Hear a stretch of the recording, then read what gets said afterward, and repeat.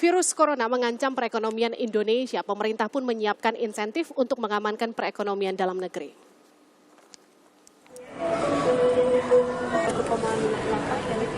Virus corona telah menjalar dan mewabah ke sejumlah negara, termasuk yang berdekatan dengan Indonesia. Meski pemerintah menyatakan hingga kini Indonesia masih bebas virus corona, namun tak dimungkiri dampak ekonomi akibat virus mematikan ini sudah terasa. Dampak ekonomi yang paling terasa adalah sektor pariwisata sejak virus corona merebak. Dari data Kementerian Pariwisata dan Ekonomi Kreatif, jumlah wisatawan, terutama mancanegara, yang datang ke Indonesia turun 30%. Menteri Keuangan Sri Mulyani menegaskan pemerintah sudah menyiapkan antisipasi terkait dampak ekonomi akibat merebaknya virus corona. Salah satunya dengan melakukan percepatan belanja negara di sektor pariwisata.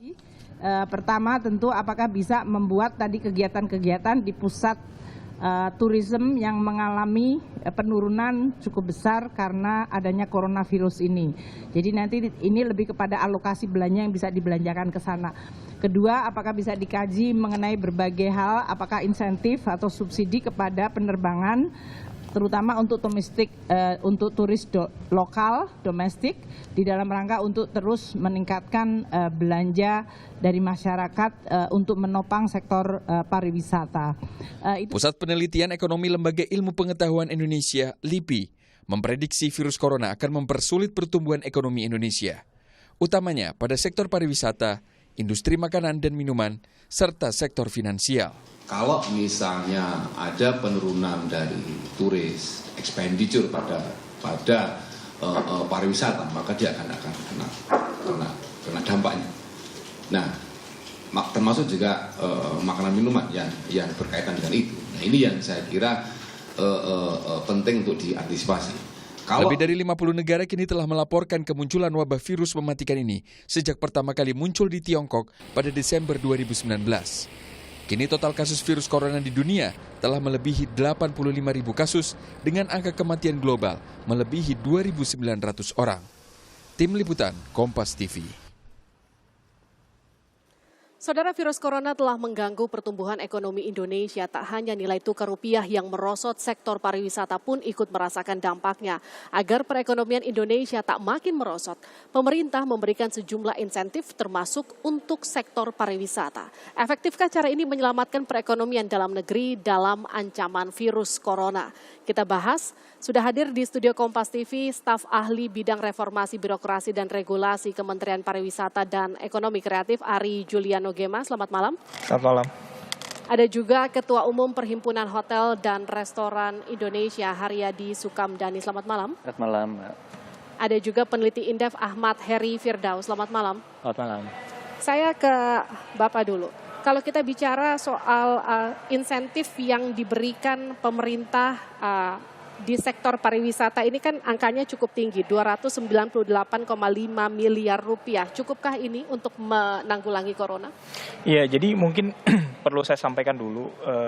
Kita tahu akibat virus corona ini, dalam hal ini pemerintah kemungkinan akan kehilangan sekitar 2 juta wisatawan dari Tiongkok, di mana Tiongkok sudah menghentikan semua penerbangan keluar, yang kira-kira kalau kita total itu devisa yang mungkin akan potensinya hilang berdasarkan hitungan tahun 2019 itu sekitar 42,8 triliun.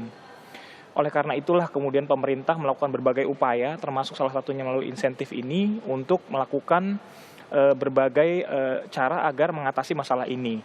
Salah satunya tadi disampaikan bahwa pemerintah memberikan insentif dalam hal ini untuk kepada airline maupun biro perjalanan yang bisa membawa wisatawan asing ke Indonesia, itu sekitar 298 miliar tadi.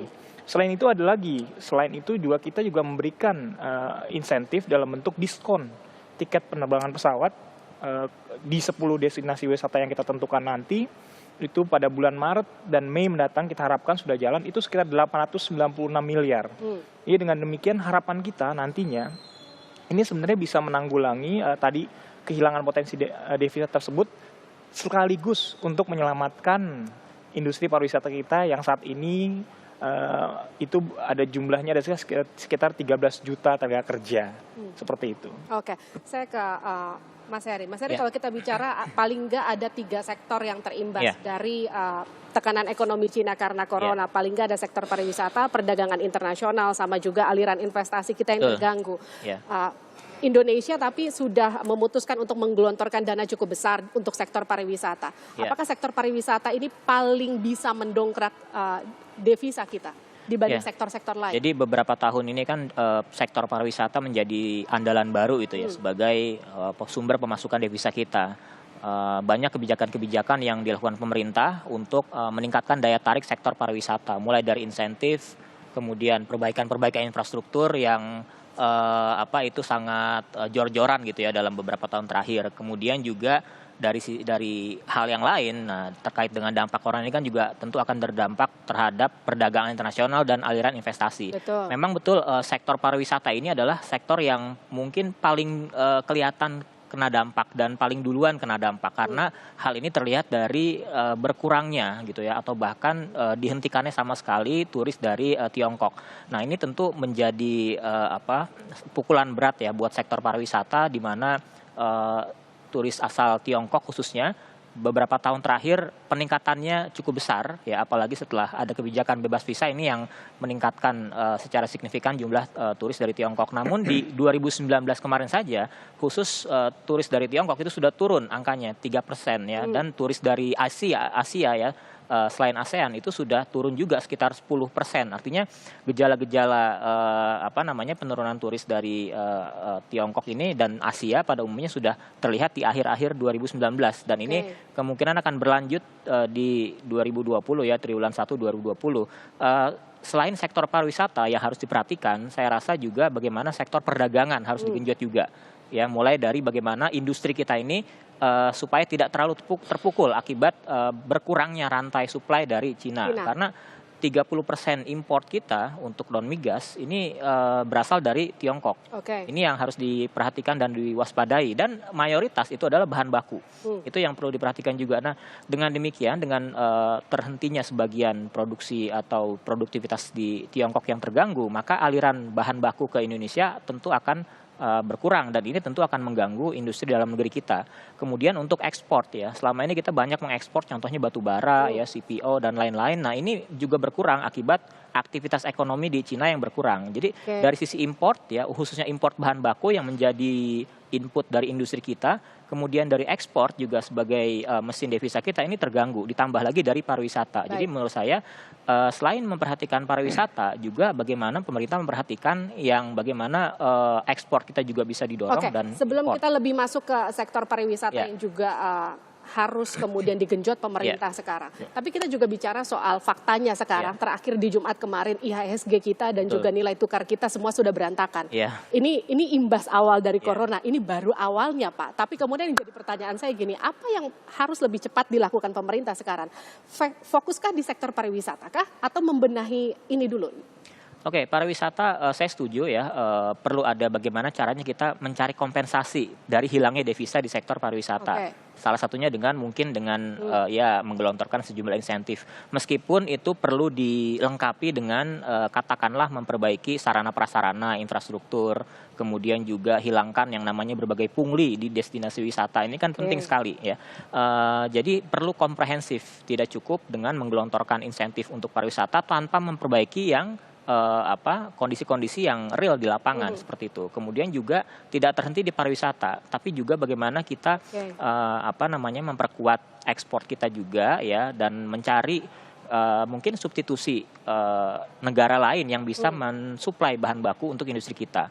Kemudian juga mencari alternatif pasar ekspor yang bisa kita jajaki untuk ya setidaknya bisa menambal dari pengurangan ekspor kita ke Tiongkok. Artinya sekarang pemerintah harus sprint begitu ya, untuk sprint memperbaiki ekonomi di berbagai sektor itu tadi di berbagai aspek. Tapi kalau dari sisi perhotelan, Bapak, kalau melihat sejauh ini kan kita bicara imbas dari virus corona baru dari Desember kemarin. Ini baru masuk bulan ketiga. Sejauh ini dampaknya seperti apa? Kalau dampak dari penurunan okupansi sudah jelas terjadi ya. Sudah jelas. Jadi kan udah kita lihat bahwa seperti Bali saja sekarang mereka running dengan hanya 30% okupansinya. 30%? Dari sebelumnya rata-rata sekitar 60 kalau Berarti sudah normal sekitar ya. 50% Jadi gini, saya mungkin lebih straight to the update situasi aja deh. Karena kalau gitu itu kita udah lihat situasinya. Dan sekarang ini kita mendapatkan kabar bahwa ITB Berlin itu adalah travel market terbesar di dunia, itu sudah di cancel yang harusnya terjadi di bulan Maret ini. Nah ini yang perlu saya sampaikan bahwa seringkali saya sampaikan bahwa antara Januari sampai April adalah booking period. Booking period di mana orang yang akan bepergian itu menentukan keputusannya di bulan tersebut. Karena itu ITB Berlin juga terjadi di awal Maret. Nah ini sudah cancel. Jadi artinya apa? Artinya ada suatu ketidakpastian yang besar. Karena pasarnya nggak ada gitu. Yang biasanya orang bertransaksi hari ini nggak ada pasarnya karena di cancel. Ya jadi satu itu. Lalu kedua yang juga perlu kami berikan juga message ke pemerintah bahwa kalau terlalu too late gitu ya insentif itu keluar itu juga tidak akan menolong. Jadi di sini kalau kami melihat tentunya kita juga akan berupaya keras untuk bagaimana Wisman itu bisa datang. Tapi poinnya adalah kita juga harus melihat, harus bekerja sama dengan airlines dan juga kita harus melihat policy negaranya tersebut bagaimana. Kalau negaranya melakukan ban ataupun airlines-nya mengurangi jadwal penerbangan, tentu ini juga harus kita perhitungkan. Nah sehingga menurut pandangan kami yang kalau kita bicara untuk sementara ya membuat situasi untuk tidak terlalu buruk lagi, memang insentif untuk diskon tiket itu sangat menentukan pada saat ini. Insentif itu sangat menentukan, tapi kalau tadi butuh waktu untuk kemudian melakukan penerapan insentif itu yang menurut Anda itu harus dipercepat. Tapi nanti kita bahas usai jeda di Sapa Indonesia.